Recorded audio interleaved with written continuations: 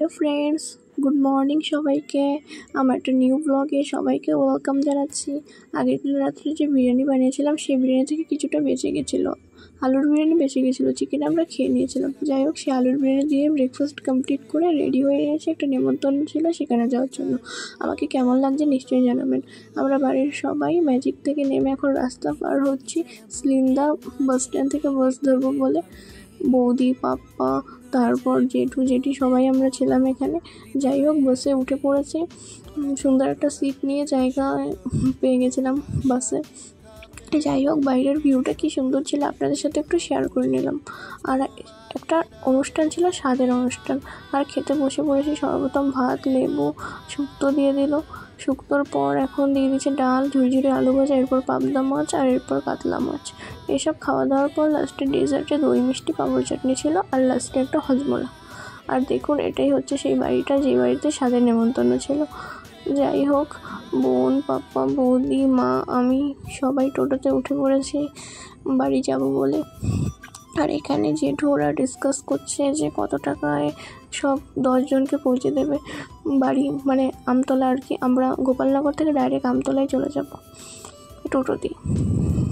আর দেখুন কি সুন্দর ভিউ, এনজয় করতে করতে আমরা বাড়িতে পৌঁছে যাচ্ছি।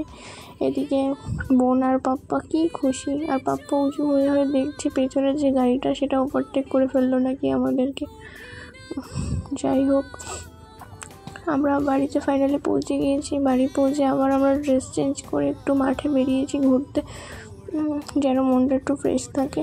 বোনকে আর ভাইপোকে নিয়ে মাঠে চলে এসেছি, আর ওদের সাথে কি সুন্দর গল্প করছি মাঠে এসে। আর ওরা হাঁটছে আর এই ভিউটা এনজয় করছে, আমিও ভিউটা এনজয় করছি। সুন্দর একটা সূর্য অস্ত যাওয়ার দৃশ্য এখানে দেখাচ্ছে। আর কি সুন্দর একটা কিউট পাপি, ডগটা এত ভালো ছিল, ভিডিও না করে পারলামই না। এটা মেয়ে ডগ ছিল, আবার টিপ পড়েছিল। যাই হোক, এই যে পাপ্পা এখন সুন্দর হাওয়া খাচ্ছে, খুব সুন্দর হাওয়া আসছিল মাঠে।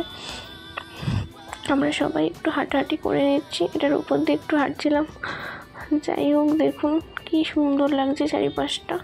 আর অনেকগুলো শাকের মাঝখানে আবার কয়েকটা লাল শাক ছিল, আনকমন লাগছিল বেশ, তাই এটারও একটু ভিডিও করলাম। বোন এখন পেছনে আসছে। যাই হোক, বাড়ি চলে এসেছি। যেহেতু হেভি খাবার খাওয়া হয়ে গেছে নেমন্তন্ন বাড়িতে, সেই জন্য হালকা খাবার বানাবো, পাস্তা বানাবো মশলা দিয়ে। আর এই পাস্তা দিয়েই আজকে ডিনারটা কমপ্লিট করে ফেলবো ভাবছি। বেশি কিছু আর রাত্রে খাবো না, আমার পাস্তা তৈরি হয়ে গেছে। এটা খেয়েই আমি আজকে আমার ডিনারটা কমপ্লিট করলাম। আজকের ব্লগটা এইটুকুই ছিল। কেমন লাগছে আপনাদের নিশ্চয়ই জানাবেন। আজকের জন্য টাটা।